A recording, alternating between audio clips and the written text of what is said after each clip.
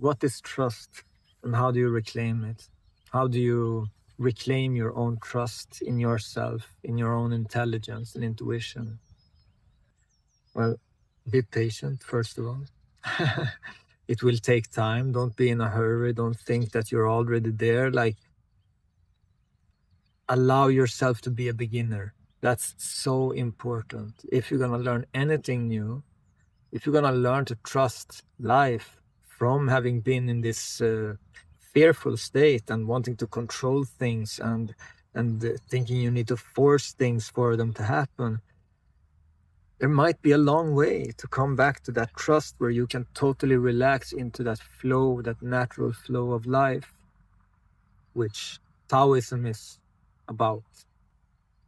Take the time you need. Don't rush it. Don't force it. That's not the way. That's not the way to be free. That's not the way to be in tune. If you want to be in tune with life, like nature is, like the birds are, they're perfect, harmonious creatures that are just singing in totality, not holding back a thing, not trying to be something else. They don't have these ideas that humans have, that we have to live up to some expectations, to some ideas that society has imposed on us through schools, religions, through media. And oh my God, it's such a mess.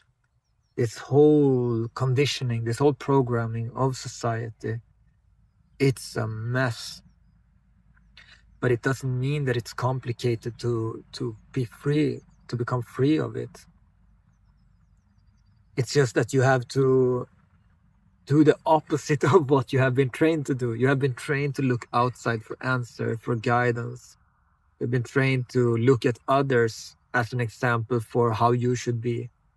Like when you grow up, you were, maybe laughed at when you were a child, or you were somehow getting the message that if you are yourself, spontaneous and free, you are weird.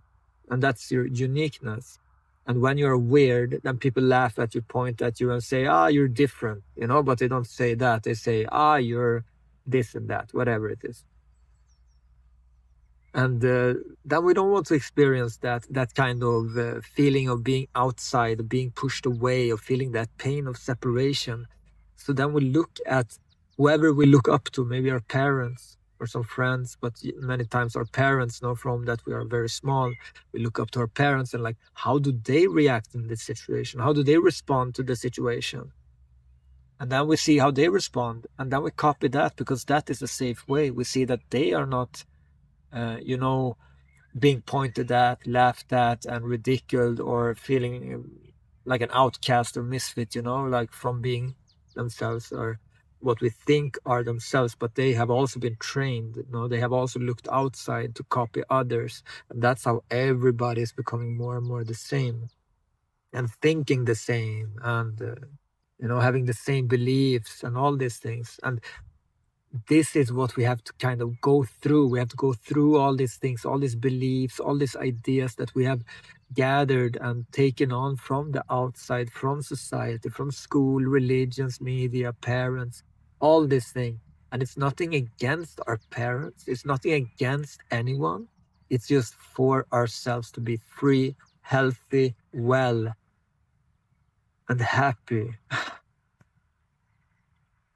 And it's really like it's really about self-knowledge, self-acceptance, self-love.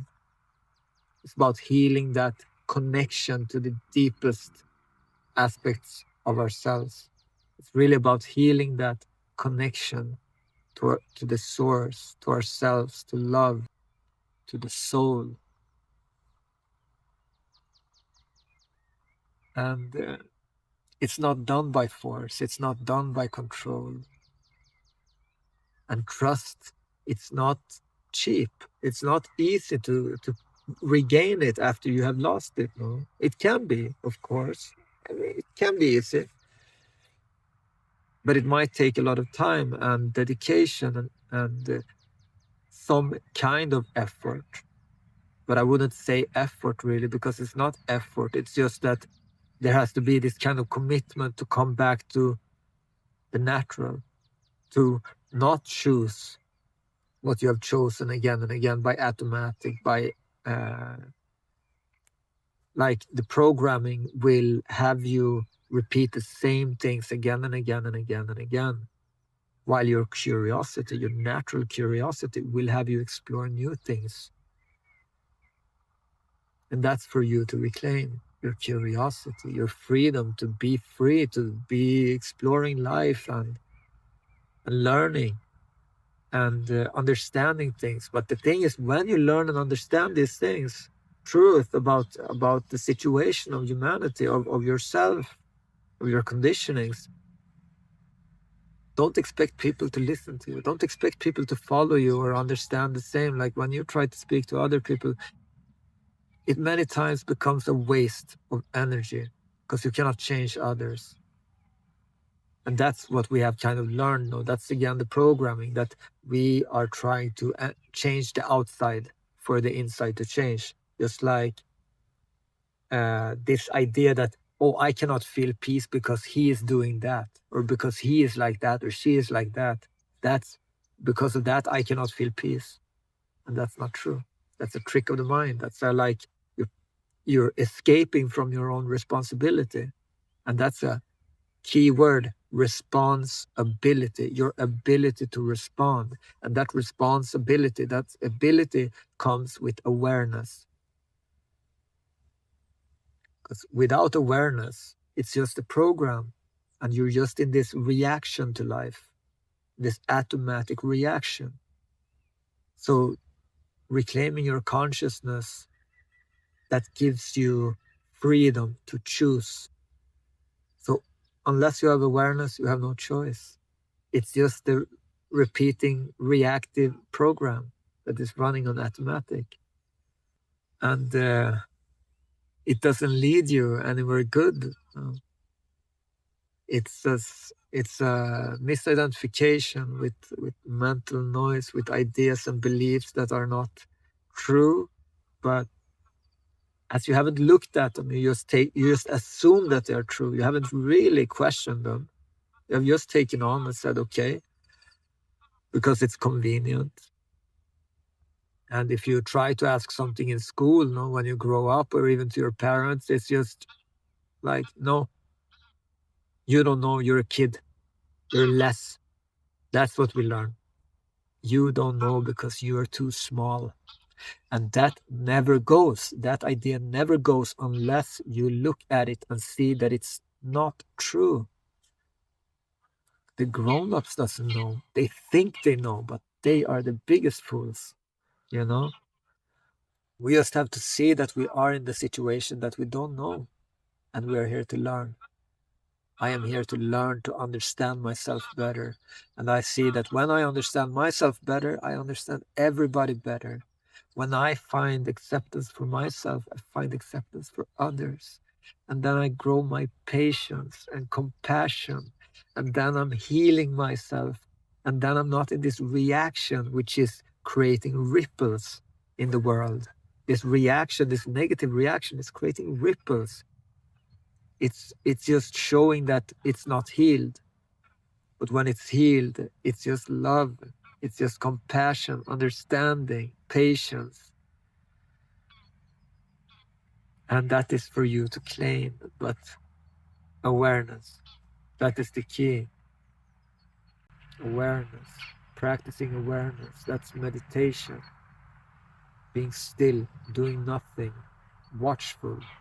Things will come up by themselves, naturally. And as you look, you don't try to force it away. You don't try to repress it anymore. You don't try to control it. You simply are there, present, watching. Then you will see understanding comes naturally, acceptance comes naturally, let go happens by itself, and transformation happens by itself effortlessly. Effortlessly, it doesn't mean it's going to be easy, because you're still attached to those ideas, those beliefs. And that's the challenges you're going to meet on this path. You're going to have to face your own ideas and beliefs about yourself and about the world. but this represents liberation. So if you are on this path to liberation and you like this content, please like, subscribe to get more of this on your feed, and let's go into the comments and have conversations about this. I would love to see what you guys think about this, if you have some inputs. And I'm looking forward to share more, and I'm looking forward to hear what you have to say. And thank you so much for staying with me in this video. Much love, much appreciation. Thank you. Peace.